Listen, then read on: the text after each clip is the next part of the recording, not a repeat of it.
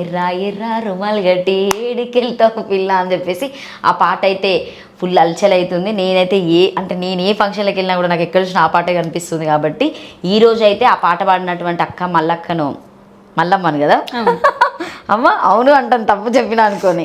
So మల్లమ్మనైతే ఈడిదాకా తీసుకురావడం జరిగింది. పాపం చాలా అమాయకురాలు ఉంది. చూద్దాం అక్క ఏం మాట్లాడుతుందా. ఆమె అమాయకత్వానికి తగ్గట్టుగానే ఆమె పాట ఉంది. ఆమె గొంతు అయితే నిజంగా మట్టిలోకి వెళ్ళి తీసినటువంటి పరిమళం ఎట్లయితే వస్తుందో అక్క పాట కూడా అట్లే ఉంది.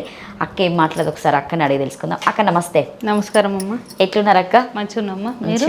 మంచిగా ఉన్నా. గ్రీన్ కలర్ చీర మంచిగా ఉంది. పచ్చ చీర పొలాలలో తిరుగుతామని పచ్చ చీర కట్టుకొచ్చుకున్నావా?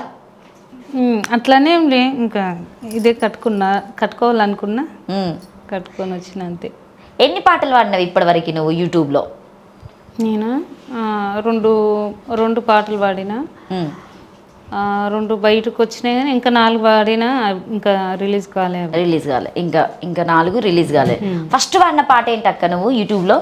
ఇది ఎరేరా రూమల్దే ఫస్ట్ పాడింది. ఒకసారి పాడు, ఎందుకంటే మా ఛానల్ చూసే వాళ్ళకు కూడా తెలియాలి కాబట్టి.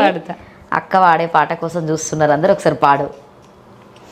ఎర్ర ఎర్ర రుమలు గట్టి ఏడికొతున్నావు బావా, ఎర్ర ఎర్ర రుమలు గట్టి నాగముఖం నలికే సన్నం నగితే పనం పోతది బావా, నాగముఖం నలికే సన్నం పచ్చ పచ్చ వంగులు దొడిగి ఏడికొతున్నావు బావా, పచ్చ పచ్చ వంగులు దొడిగి నాగముఖం నలికే సన్నం నగితే పనం పోతది బావా, నాగముఖం నలికే సన్నం.